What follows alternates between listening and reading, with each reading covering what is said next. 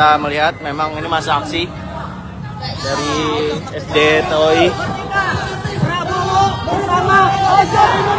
Penampakan demo besar-besaran ojol seluruh Indonesia, kecewa tak bisa sampaikan aspirasi di depan gedung Kemenhub.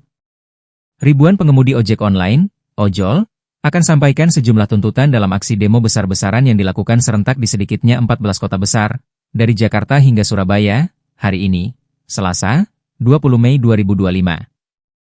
Aksi demo ojol hari ini digelar sebagai bentuk ketidakpuasan atas kondisi kesejahteraan dan keadilan antara pengemudi ojek online dan aplikator. Di depan Kementerian Perhubungan, Kemenhub, sudah tampak ratusan pengemudi ojek online, ojol, yang sudah bersiap menggelar aksi. Namun, mereka harus menelan kekecewaan. Aksi yang dijadwalkan berlangsung di kantor Kemenhub, Jakarta Pusat, Selasa, 20 Mei 2025, batal dilanjutkan karena aparat keamanan mengalihkan massa ke kawasan Patung Kuda